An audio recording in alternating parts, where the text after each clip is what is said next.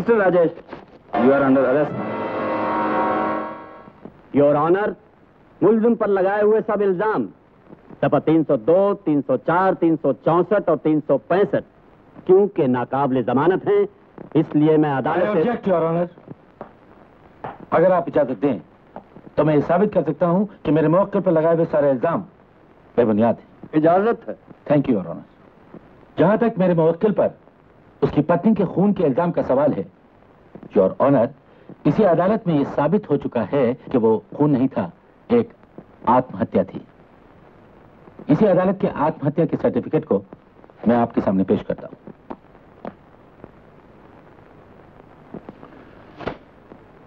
Your honour, दूसरे इल्जाम में कहा गया है कि मेरे मुवक्किल ने दीनदयाल जी की किसी रेखा नाम की लड़की को ब्लैकमेल किया है। क्या मैं जान सकता हूं कि मेरे मुअज़्ज़िज़ दोस्त के पास इस बात का कोई सबूत है? योर ऑनर, 23 अक्टूबर 1978 की एक शाम को बंबई के मड आइलैंड में समुंदर के किनारे रेखा देवी के पिता श्री दीनदयाल से अपनी बेटी की इज्जत बचाते बचाते एक गुंडे का खून हो गया। ऐन मौके पर राजेश ठाकुर ही चश्मदीद गवाह था और इस मजबूरी का वो आज तक रेखा देवी से नाजायज फायदा उठाता रहा है। क्या मैं अपने मुअज़्ज़िज़ दोस्त से पूछ सकता हूं कि इस खून के बारे में वहां के थाने में की गई एफआईआर की कॉपी सबूत के तौर पर पेश कर सकते हैं? एफआईआर की कॉपी तो इस वक्त मैं अदालत में नहीं पेश कर सकता। मेरे काबिल दोस्त शायद ये भूल रहे हैं कि अदालत सुनी सुनाई और फर्जी दास्तानों में यकीन नहीं करती। इसलिए योर ऑनर, ये दूसरा इल्जाम भी सरासर गलत और बेबुनियाद है। अब रहा तीसरा इल्जाम। तो जब मेरे मुवक्किल ने किसी लड़की को ब्लैकमेल ही नहीं किया तो उसे किडनैप करने का सवाल कहां उठता है?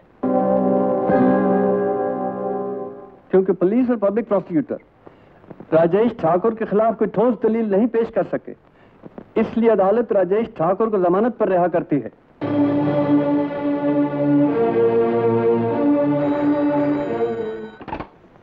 यस, देवेंद्र प्रताप। हाँ बोलो नरेश, क्या पता चला? आई सी।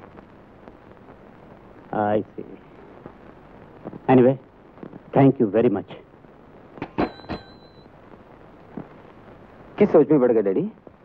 सोच रहा हूं कि अपने पूरे कैरियर में मैं इतना बेवकूफ कभी नहीं बना। इतनी जिल्लत आज तुम लोगों की वजह से मुझे उठानी पड़ी। ये आप क्या कह रहे हैं? तुम लोगों की झूठी कहानी पर विश्वास करके अदालत में आज मेरी नाक कट गई। ये झूठी कहानी नहीं है डैडी। जानते हो ये अभी टेलीफोन किसका है? बंबई से मेरे दोस्त नरेश पाल का। उसने पूरी इंक्वायरी करने के बाद मुझे ये बताया कि उस रात मड आइलैंड में कोई खून नहीं हुआ। नहीं हुआ? मुझे तो अब शक होने लगा है कि इनकी कोई बेटी थी भी या नहीं, उसका कोई वजूद था भी या नहीं। ऐसा मत कहिए राव साहब। ये देखिए, ये देखिए, ये है वो नेकलेस जो आप लोगों ने मेरी बेटी को दिया था, और ये रही वो घड़ी जो रवि ने मेरी बेटी को तोहफे के तौर पे दी थी। घड़ी? वो घड़ी तो मेरे पास है।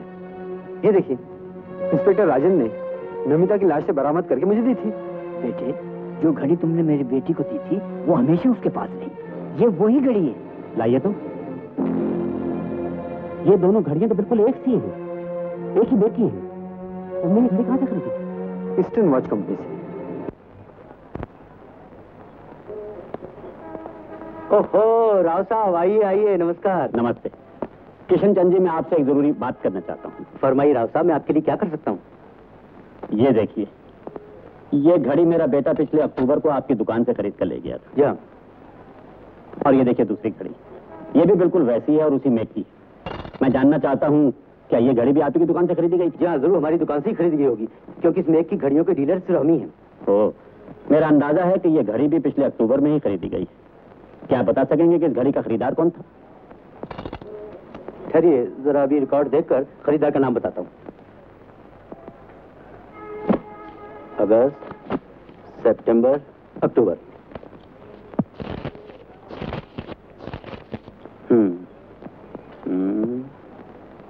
ये देखिए राव साहब। Oh no.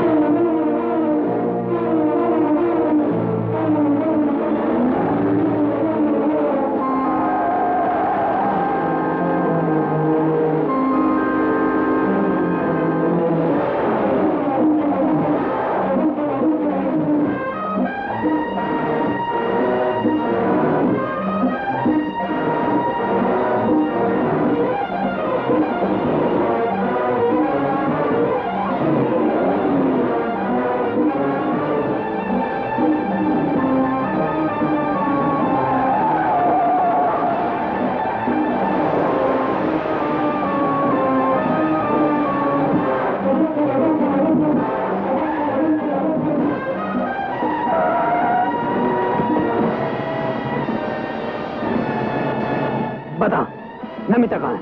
क्या बकते हो? नमिता मर चुकी है। अबे मुझे तेरी सारी काली करतूतों का पता लग गया है।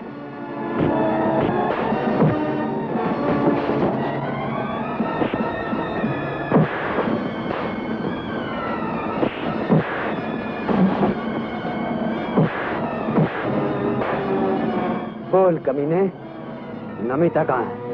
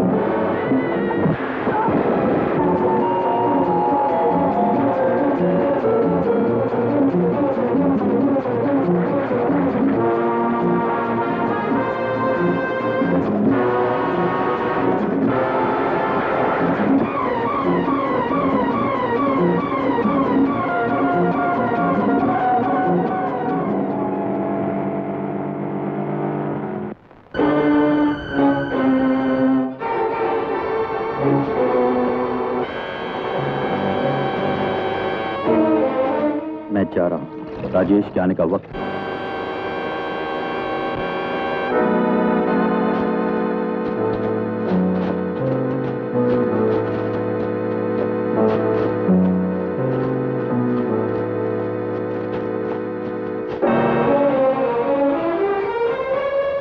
माल लाए हो? दिखाओ। ठीक से। रेखा कहाँ है? आओ मेरे साथ। कहाँ? चलो। बस 2 ही कदम का फासला रह गया हमारे फैसले में। वो रही तुम्हारी रेखा। लाओ, ये बैग मेरे हवाले कर दो। लाओ।